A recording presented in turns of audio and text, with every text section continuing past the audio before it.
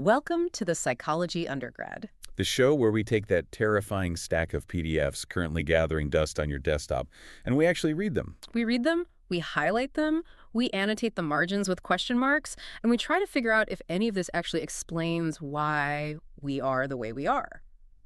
I'm your host, and I have to be honest with you right off the top. I am feeling a little strange today. I noticed. You're vibrating? Is this about the syllabus? Did you lose the syllabus again? The syllabus is safe.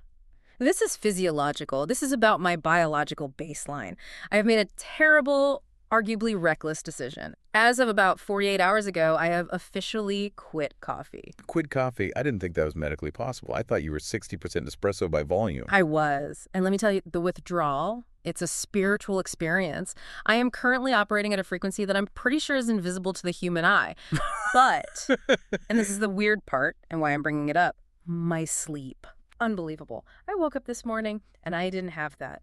You know, that hum of anxiety, that static noise in the back of your brain that tells you you're forgetting something. The doom hum. I know it well. Exactly. It was gone. And it got me thinking about this concept of baseline. I've spent 3 years thinking I'm just an anxious, high-strung person. That's my personality. That's myself. Right. But take away one chemical, caffeine, and suddenly I'm a Zen monk. So I'm sitting there eating my sad, caffeine-free oatmeal, wondering, how much of me is actually me? Right. Are you actually high-strung, or are you just chemically modified? Yeah. Have you been running on a different operating system this whole time? Precisely. Is my personality a factory setting, or is it just the environment I keep pouring into my mug? And that, my friend, is why I was actually excited to read the stack for this week, because we are finally talking about the ultimate factory setting. We are talking about DNA. We are diving into the nature versus nurture debate, which I feel like we talk about in every single class, from intro to abnormal psych, but this time it feels sharper because we're looking at it through the lens of parenting. It is the question. It's the question every psych student asks, usually around Thanksgiving when they go home and watch their family interact. Why are my parents like this? Why am I like this? Is my mom a worrier because that's written in her genetic code?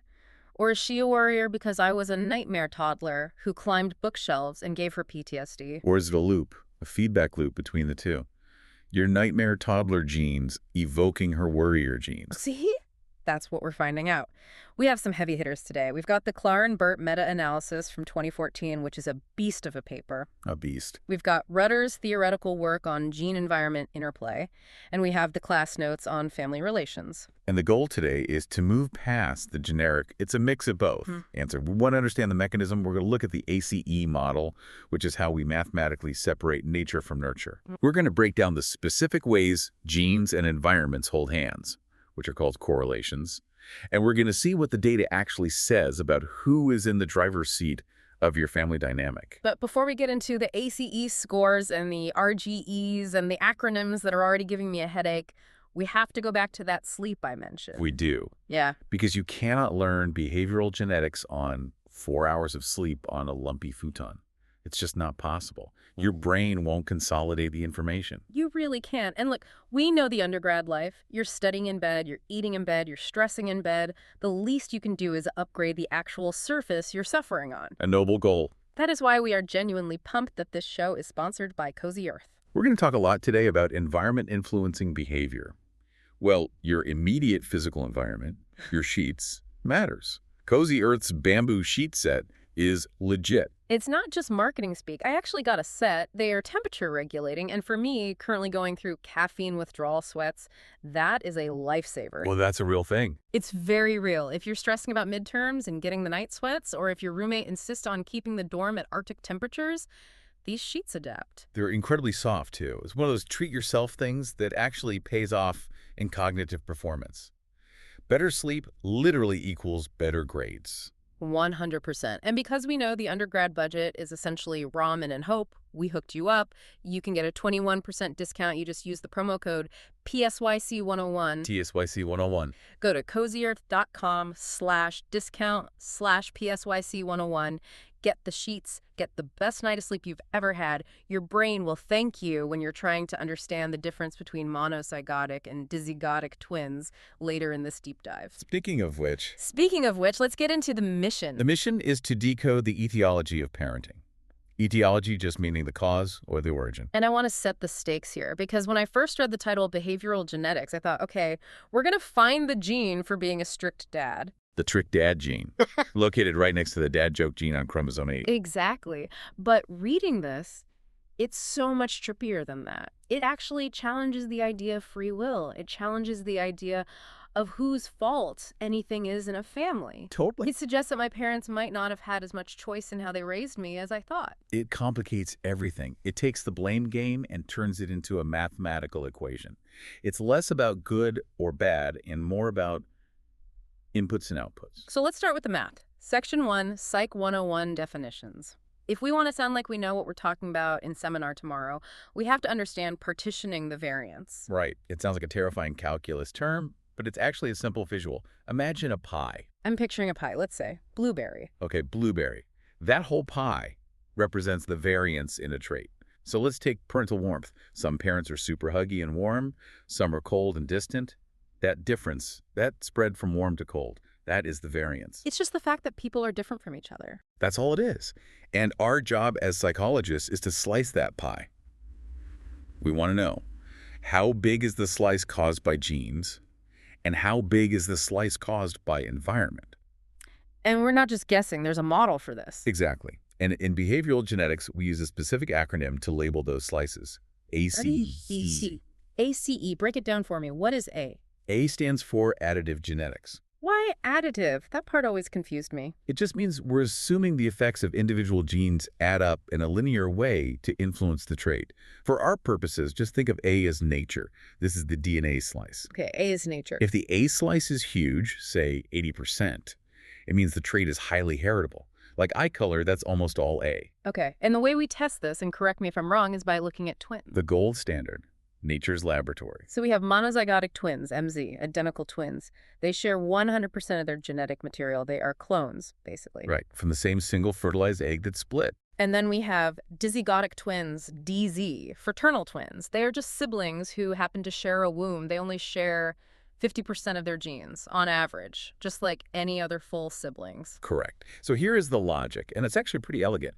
If a trait is purely genetic, if A is the whole pie, then identical twins should be exactly the same, 100% concordant. Concordant, meaning if one has it, the other has it. Exactly. And fraternal twins should be way less similar. So if identical twin Steve is a warm father, identical twin Mark must be a warm father too. But fraternal twin Bob might be totally different. That's the idea. The classic formula is that the heritability, the A component, is roughly 2 times the difference between the correlation for MZ twins and the correlation for DZ twins. Whoa, okay, getting into the weeds. But the basic idea is the more similar the identical twins are compared to the fraternal twins, the bigger the A slices. You got it. Got it. So A is genes. What is C? C stands for shared environment. Some people call it common environment, which might be easier to remember. This is the nurture part. It is part of the nurture. This is the stuff that, in theory, makes siblings living in the same house similar to each other. The stuff that isn't DNA. So the house they grew up in, the fact that their parents were rich or poor, the neighborhood, the fact that they went to the same church or school. The number of books in the house. Yeah. The political affiliation of the parents. The fact that the house always smelled like cabbage. The cabbage factor. It's a real environmental variable. It counts. It's the environmental inputs that hit both kids equally. If you have 2 adopted siblings who share 0 genes, but they act very similar, that is the C component at work. It means the household shaped them. Okay, so if C is high, it means your family life has a big homogenizing effect. It makes everyone in the family more alike. Perfectly put. Okay, so A is genes, C is the house, that leaves E. E is the non-shared environment. And this is the fascinating one. This is the stuff that makes siblings different, even when they grow up under the same roof. This is the stuff that always confused me about my brother and me. We grew up in the same house, same parents, same cabbage smell, but we are totally different people. Right. Because you didn't actually have the same environment. You experienced it differently. You had different friends. You had different teachers. He was the oldest, I was the youngest. Birth order, that's E, right? It's a classic E variable. Yeah. Maybe you played soccer and he played piano. Maybe one of you got the flu during a critical developmental window and the other didn't. Maybe one of you fell off your bike and hit your head. Or, and let's be real here, maybe one of us was the favorite. That counts as non-shared environment. Differential treatment by parents is a huge part of E. Your unique perception of the family is E. And E also includes the oops factor measurement error in the study. So any random noise or mistakes in the data gets lumped into E? It does. But mostly, it's the unique life experiences that belong only to you. It's why identical twins, even with the same genes and same shared environment, are never perfectly identical in their behavior. That difference between them, that's E. So, to recap the ACE model, A is genes. C is the stuff we share that makes us alike. E is the stuff we don't share that makes us different. You got it. The whole pie is A plus C plus E. But here's the problem, and the sources bring this up immediately. We can't exactly run true experiments on this, right? I can't take 100 babies and say, okay, you group go live with the strict parents, you group go live with the hippie parents, and then measure them 20 years later. No. Ethics boards generally frown on kidnapping babies for science. Always kills. It's a hurdle. Right. So we rely on what's called a quasi-experiment. Yeah. It's sort of an experiment. We use those twins and adoptees to mathematically estimate the slices. We find people in the world who already fit our conditions. Which is why adoption studies are also so powerful. So powerful. You can compare an adopted child to their biological parents who they've never met. Any similarity there is A, it's genetics. And you can compare that same child to their adoptive parents who they live with. Any similarity there is C, it's shared environment, it's a beautiful design. It lets you cleanly separate the two. Okay, so we have the tool, the twin and adoption study. We have the model, ACE. Now let's look at what happens when we actually apply this to parenting.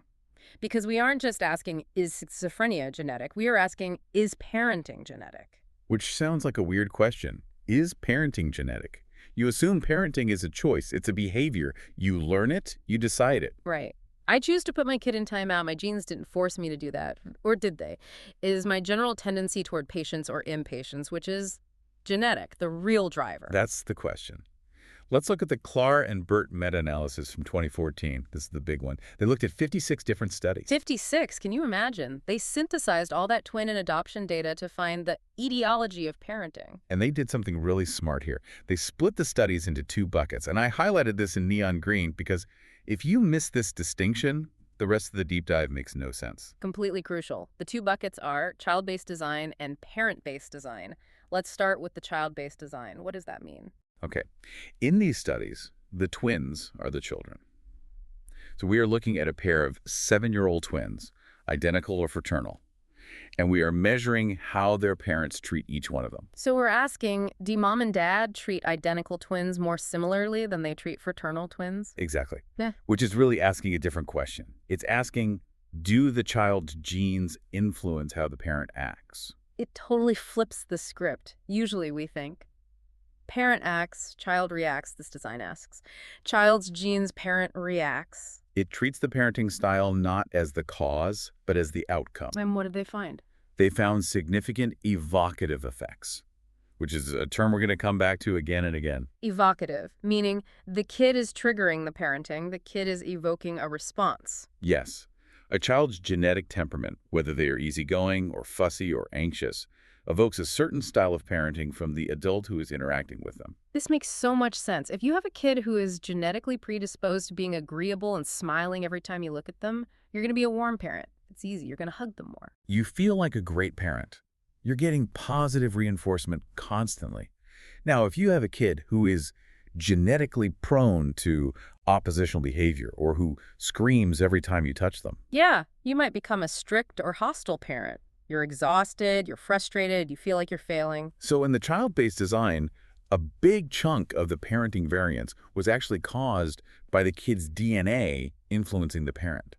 The A component was significant. It's a defense of parents everywhere. I'm not a yeller by nature. He made me a yeller. It's not me, it's his genotype. But it's real. The data supports it. Now let's flip to the second bucket, the parent-based design. Okay, so in this one, the twins are the adults, the parents of the twins. Right. So imagine two identical twin sisters. They're both 35 years old. They both have their own kids with different partners.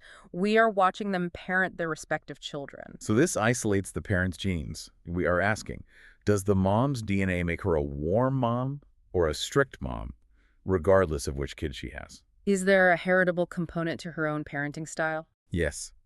And they found that yes, genes matter. There is an A component, an additive genetic influence on how you parent.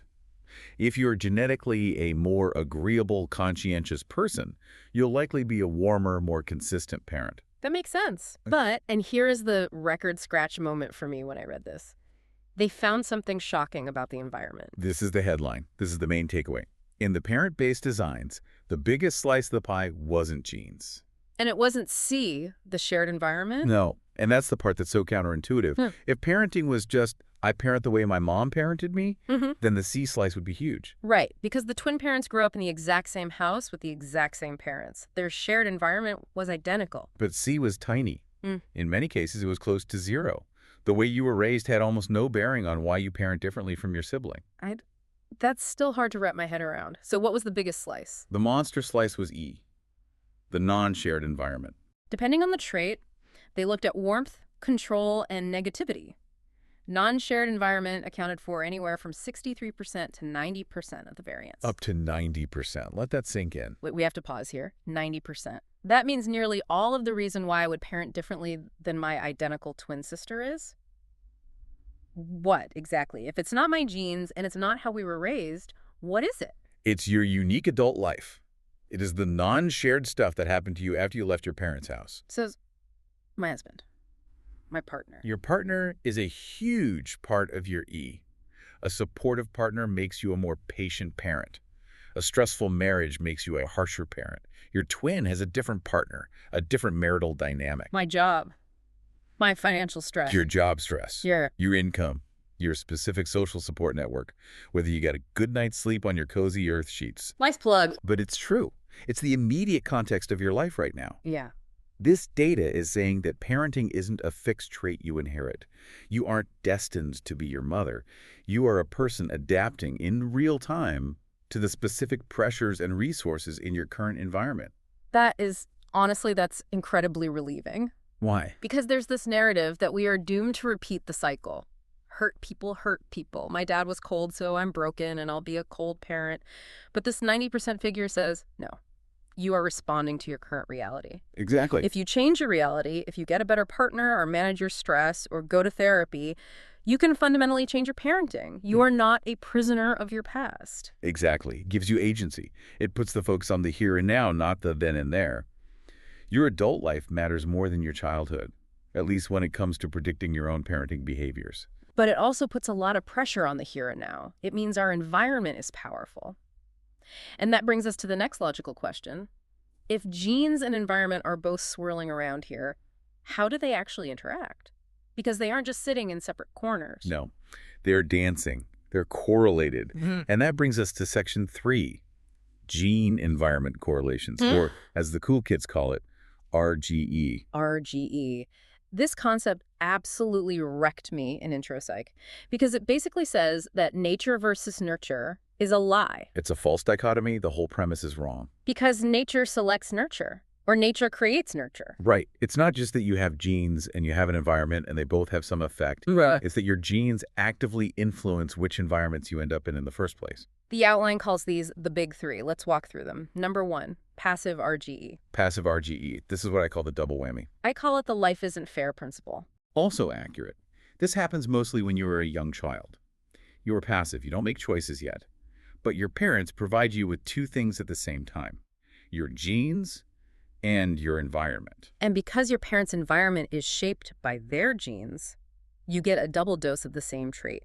The genes and the environment are correlated because the same people provided both. Give me the musical house example. It's the classic one. Okay, so imagine 2 parents. They are world-class musicians. They have the music genes, the dexterity, the perfect pitch, the auditory processing, whatever goes into musical talent. Right. High genetic loading for musicality. They pass those genes down to you, so you have the biological potential to be a Mozart. But because they're musicians, what does their house look like? What is the environment they create? It's full of pianos. There are violins on the wall. They play classical records all day. They have musician friends coming over for jam sessions. The environment is saturated with music. Exactly. So you got the seed, the genes, A&D, you got the rich, fertile soil, the environment. You didn't ask for it. You were passive. But you were almost guaranteed to be musical because you got hit from both sides. And the darker side of this, and the source points this out, is something like antisocial behavior. Yeah, let's talk about that, because this is where it gets heavy and has real-world consequences. If you have parents who are highly impulsive, aggressive, or have antisocial tendencies. They might pass those genetic predispositions to you, the risk genes. That's the genetic side, the seed. But those same parents, because of their own genetic traits of impulsivity and antagonism, might create a chaotic home environment. Maybe there's job instability. Maybe there's marital conflict. Maybe there's a lack of structure and inconsistent discipline. So the child gets the genetic risk for aggression, and they grow up in an environment that models and probably even rewards aggression. It's the double whammy. So when we see a troubled kid from a troubled home, it's so hard to untangle. We say, oh, it's the bad home life. But the data says it's the home life that is correlated with the genetics that the parents also passed on. It explains why these things run in families so strongly. It's not just nature, it's not just nurture, it's the fact that they come packaged together. Precisely. Okay, so that's passive. You're just sitting there soaking it up. Now let's move to number 2, evocative RGE. The trigger. We touched on this with the child-based studies. This is the idea that your genetically influenced traits make you act in a way that elicits a specific response from the world around you. The source has a great line. Children are not passive recipients of their environment. Which anyone who has met a toddler knows is the understatement of the century. Right. They are active agents. They change the temperature of the room just by walking into it. Their personality pulls reactions out of other people. So the smiling baby, let's use that example again. The smiling baby. Genetically easy temperament. They coo, they sleep well, they make eye contact. What does the world do back to them? The world loves them. Grandmas stop on the street to pinch their cheeks. The parents feel competent and successful, so they are warmer and more responsive. The kid gets bathed in love and positive attention. Now take the colicky baby. The baby with a genetically difficult temperament. They cry for 6 hours a day. They don't make eye contact. They arch their back when you try to hold them. The parents are exhausted. They feel like failures. Maybe they snap. Maybe they leave the baby in the crib a little longer because they just can't handle the noise. They become less responsive. So the child's genes have effectively created a colder, harsher environment for themselves. The genes evoked that environment. But this gets us into that moral gray area we mentioned earlier. The source brings up corporal punishment. It does. And this is a really uncomfortable finding, but we have to look at it. The research consistently shows a strong evocative RGE component to physical discipline, like spanking. Meaning, kids who are genetically prone to acting out, to externalizing behaviors, to rule breaking, are more likely to get spanked by their parents. Yes. Their behavior, which is genetically influenced, elicits that specific disciplinary response from the parent. Which sounds dangerously close to saying the kid asked for it. It does, and we have to be extremely careful there. The literature is very clear. This is not a moral justification. It is a behavioral observation. It helps explain the dynamic. It doesn't excuse the behavior. But, and here is the vital distinction from the Rudder paper, this does not apply to maltreatment. Say that again. That's so important. It does not apply to actual abuse. Right. Severe physical or emotional harm, neglect. That does not show this evocative pattern. So a difficult kid might evoke a spanking from a stressed-out parent, but they do not evoke being burned with a cigarette or being locked in a closet. Exactly. Abuse is almost entirely driven by the parents' pathology, their history, and the broader ecosystem of the family: poverty, isolation, substance abuse. It is not triggered by the child's behavior. That is such a critical line to draw, because otherwise you slide into victim blaming. But with the spanking discipline stuff, it's more about a bidirectional struggle. The kid pushes, the parent pushes back. It's a feedback loop. A very difficult one to break. Okay, so that's evocative. The kid triggers the world. Now, the third one, and this is the one that I feel like explains my entire high school experience.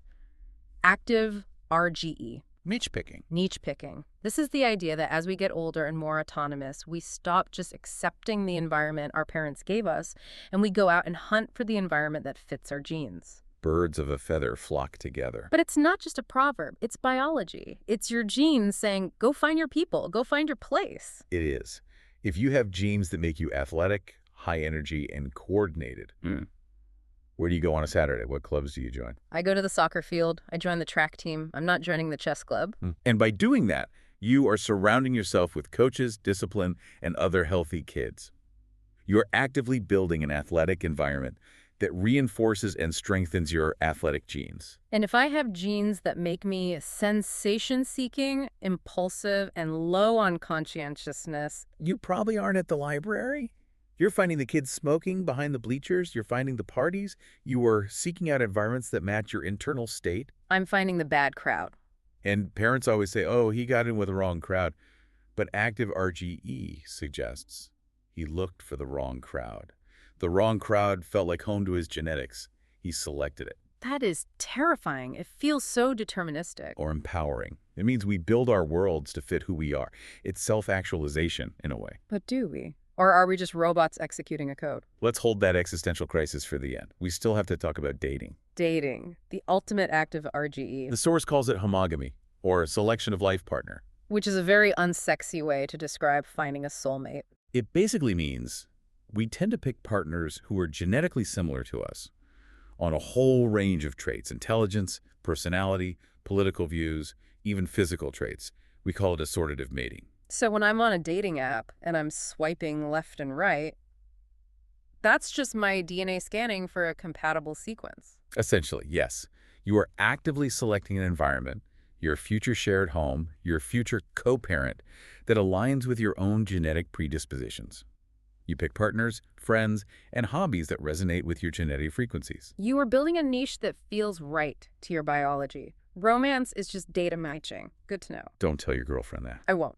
Okay, so those are the big three: passive, evocative, active. But the sources point out some really interesting nuances here, specifically regarding gender. This is one of the most fascinating findings in the Clark and Burt meta-analysis. They found that the etiology of parenting, the A, C, and E components, differs for mothers versus fathers. This feels like it's going to confirm some stereotypes, but lay it on me. Mothers first. Mothers appear to be much more influenced by the child's genes.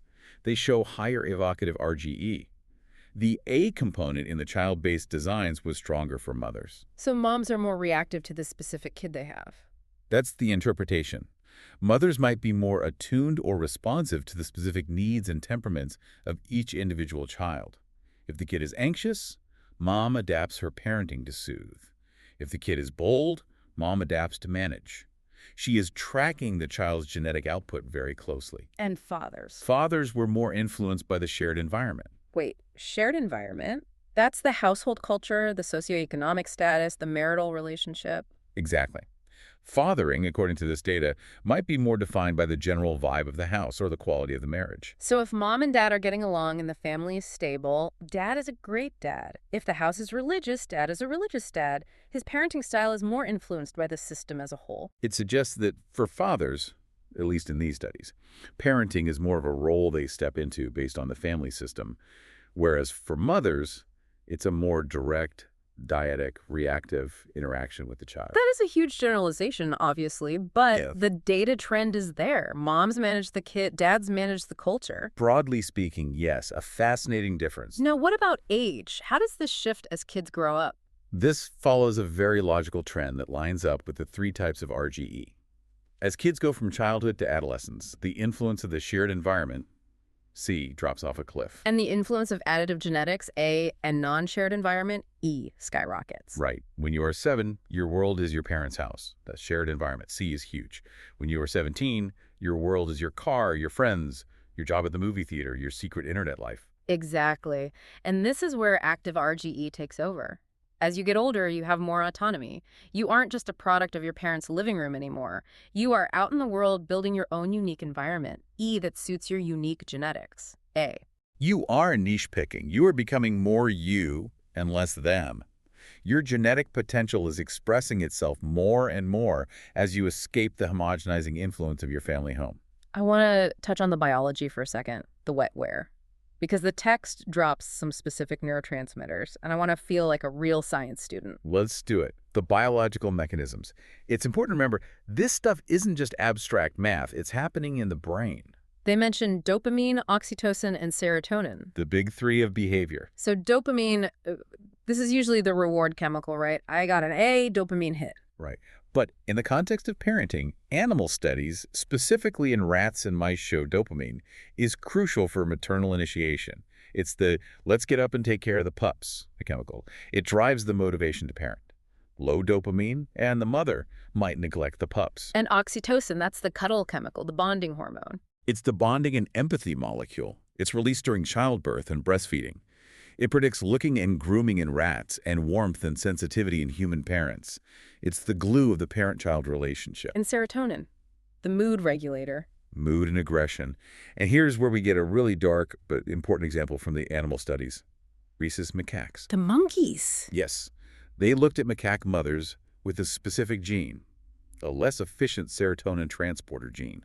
Basically, they had low serotonin potential. Okay, so they are genetically prone to bad moods, irritability, maybe depression. Prone to irritability and poor impulse control. Now, here's the kicker. These mothers were more abusive to their infants, but only if. Only if. Only if they had been abused themselves as infants. Whoa, so having the bad gene wasn't enough. It wasn't a destiny. No. You had to have the gene and the bad environmental experience. If the monkeys had the bad gene but were raised by loving mothers, they were fine. They were good mothers themselves. The gene remained silent. This changes everything.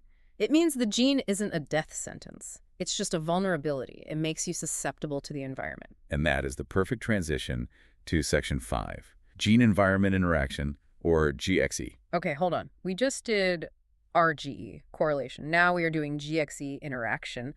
What is the difference? Because they sound the same, and I know I'm going to get them confused on the exam. It is the most confusing distinction, but it's the most important one. Let's break it down. Please. RGE, correlation, is about exposure. Your genes increase the likelihood that you will be exposed to a certain environment.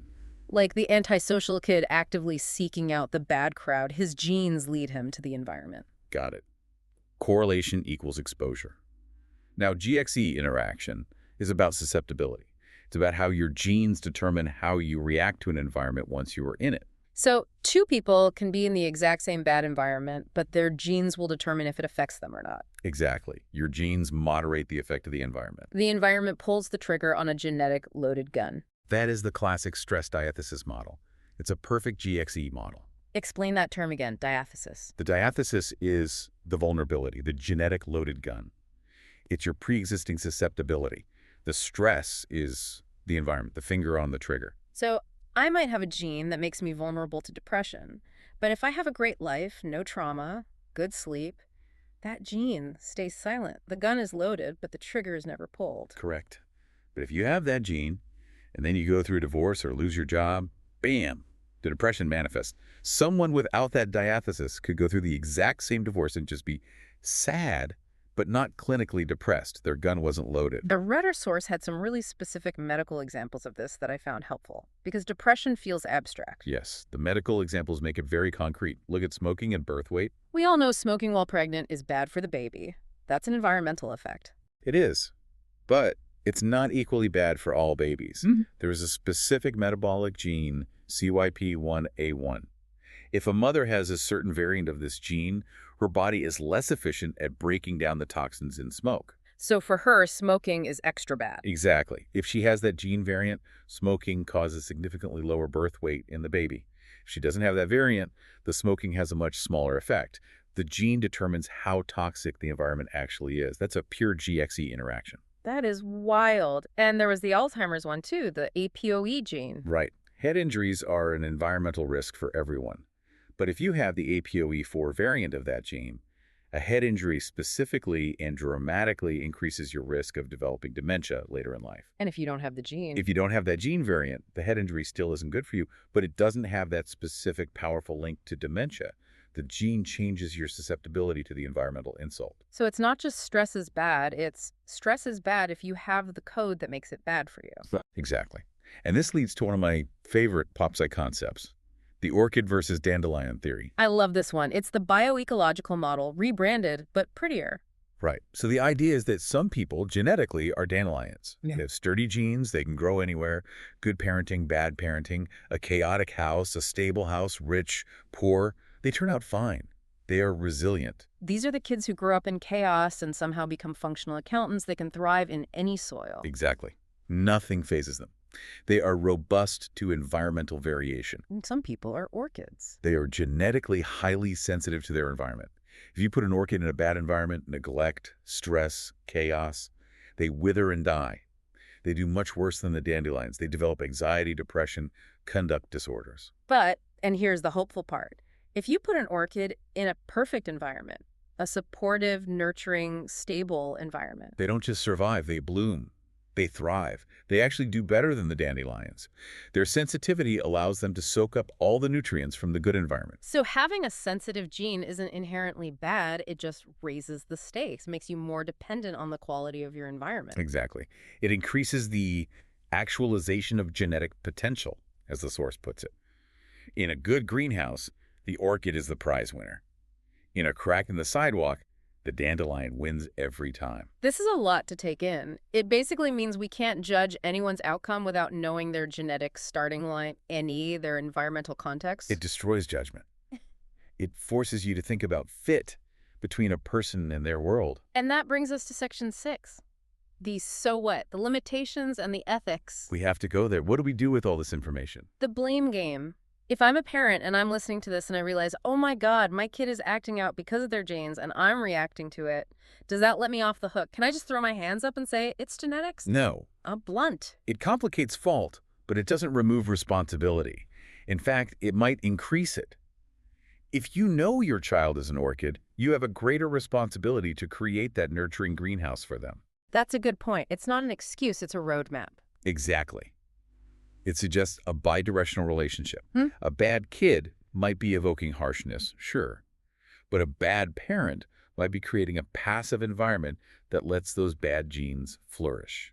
You can't blame just one dancer in the dance. And there is hope in the environment. We talked about constraints. Let's talk about the Boomsma study. This was about religion. Yes. This is where morality enters the lab. They looked at a trait called disinhibition, basically, the tendency to act out, drink, take risks, break rules. That trait is highly genetic. There's a big A component. Yeah. But for kids raised in a strict religious upbringing, the genetic influence was significantly reduced. The A component was smaller. So the environment, the moral code, the community supervision, the structure, it overrode the gene. It constrained the gene expression.